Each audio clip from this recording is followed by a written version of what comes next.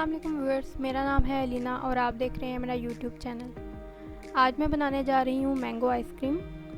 Mango ice cream बनाने के लिए आपको चाहिए 1 कप फ्रेश क्रीम, मैंने ऑल पर्स की यूज़ की है, 1 कप मैंगो पल्प और हाफ कप लिया है मैंने कंडेंस मिल्क।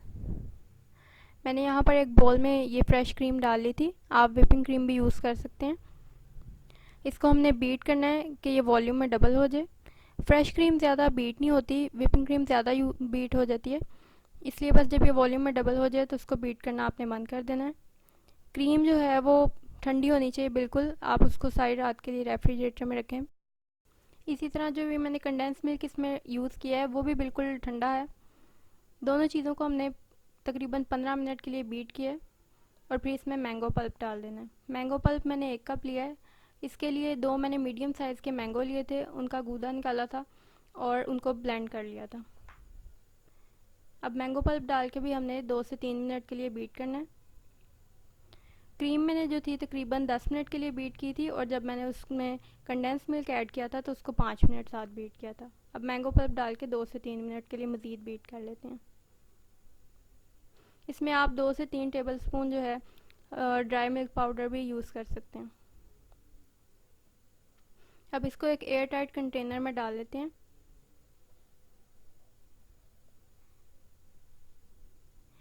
बॉल जो है जब आपने इसमें क्रीम बीट करनी है तो उसको भी आप आधे घंटे के लिए फ्रीज़र में रखें और जो विस्कर्स हैं इलेक्ट्रिक बीटर के वो भी आपने उसको आधे घंटे के लिए फ्रीज़र में रखना है ताकि वो ठंडे हो जाएं।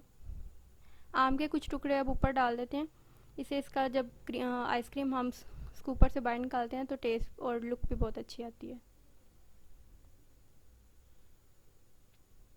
अब एयर टाइट बॉक्स को बंद कर लेते हैं और फ्रीज़र में रख देते हैं।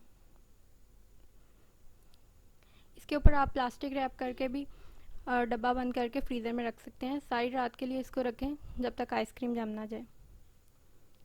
आइसक्रीम हमारी बिल्कुल जम गई है। अब मैं इसको एक स्कूपर से आपको निकाल के दिखाती हूँ।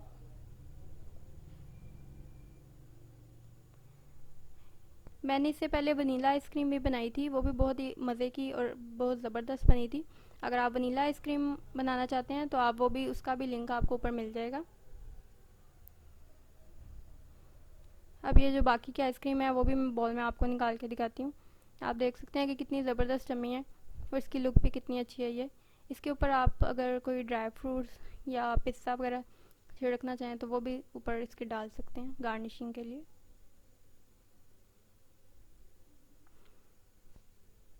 उम्मीद है आपको मेरी आज की ये रेसिपी भी बाकी रेसिपीज़ की तरह बहुत अच्छी लगी होगी।